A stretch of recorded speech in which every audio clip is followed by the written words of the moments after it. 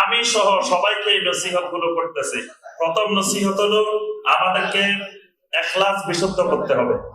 আমাদের ইখলাসের মারাত্মক ঘাটতি আছে সবারই।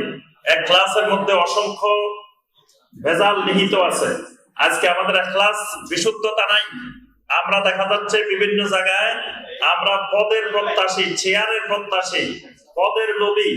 অনেকেই আমরা পদ চাই, প্রত্যক্ষ না চাইলেও পরোক্ষ ভাবে ভিতরে ভিতরে আমি চেয়ার চাই, বিভিন্ন পদ চাই, নেতৃত্ব চাই।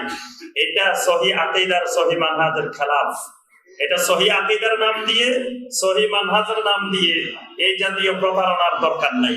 আপনার চেয়ারের দরকার হলে, পদের দরকার হলে, পদলোভী হলে অসংখ্য সংগঠন আছে বাংলাদেশে। সেখানে গেলে আপনাকে বড় বড় চেয়ারে, বড় বড় নেতৃত্বে, বড় বড় পদে বসাই দিবে। কিন্তু সালাফে সালেহীনের মানহাজের ভিতরে এই সিস্টেম নাই যে বড় বড় চেয়ার লাগবে, আমার বড় বড় পদ পদবি লাগবে, নেতৃত্ব লাগবে, আমি এই সবাই নেতৃত্ব দিতে হবে। এই জাতীয় ইখলাস বিনষ্টকারী বিষয়গুলো থেকে আমাদেরকে সতর্ক থাকা। এটা হলো আমি সহ আমাদের সবাইকে এই নসিহত যে ইখলাসের দিকে আমাদেরকে নজর দিতে হবে। দ্বিতীয় বিষয়, আমাদের ভাই বোনদেরকে বর্তমানে একটা জিনিস দেখা যায় যে খালি ছবি তোলা নিয়ে ব্যস্ত থাকেন। এটা মারাত্মক আকারে বেড়ে গেছে।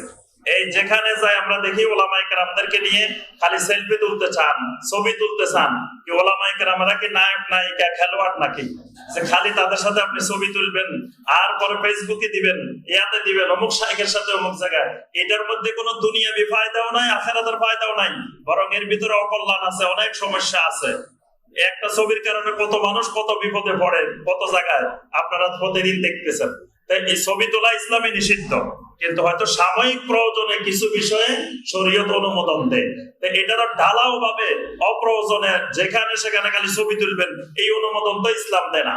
এই জন্য আমি সকল ভাইদেরকে বোনদেরকে বলবো যে এই ব্যাপারে সজাগ থাকবেন। অপ্রয়োজনে মোবাইল পাইছেন বলে খালি ছবি তুলবেন আর ফেসবুকে দিবেন, ছবি তুলবেন আর দিবেন, এটা থেকে বিরত থাকা দরকার। এটা রোগে পরিণত হইতেছে, অন্তরের রোগে পরিণত হইতেছে। 3 নম্বর বিষয়, দেখা যাচ্ছে অনেক ভাই খালি আলেম ওলামাদের মোবাইল নম্বর খোঁজে, মোবাইল নম্বর খুঁজে সকাল বিকাল সন্ধ্যা রাত দিন মাসালা জানার জন্য ফোন দিতে থাকে। এটাও মারাত্মক গুনাহের কাজ, এটাও গুনাহের কাজ। আপনি দিন শিখতে যাই গুনার কাজ করতেছেন। কারণ আপনাকে কি পারমিশন দেওয়া হয়েছে? ওই আলেম, ওই শাইখ কি আপনাকে বলছে যে আমি এখন প্রশ্নের উত্তর দেওয়ার জন্য রেডি আছি, আপনি প্রশ্ন করেন? আপনাকে পারমিশন দেওয়া হয় নাই। পারমিশন ছাড়া আপনি ফোন দিয়ে দিচ্ছেন। উনি হয়তো ঘুমাইতেছেন, উনি একটা অন্য জরুরি কাজে ব্যস্ত আছেন, আপনি ওই কাজে ব্যাঘাত ঘটাইছেন, ঘুম নষ্ট করছেন। একটা গুরুত্বপূর্ণ কাজে আপনি দিন শিখার কথা বলে মোবাইলের আওয়াজ দিয়ে রিং বেজে ওনার ক্ষতি করছেন। এটা আপনার গুনাহের কাজ হয়েছে। আপনার দিন শিখার জন্য খালি ওই শাইখের কাছে জানতে হবে তা জরুরি না।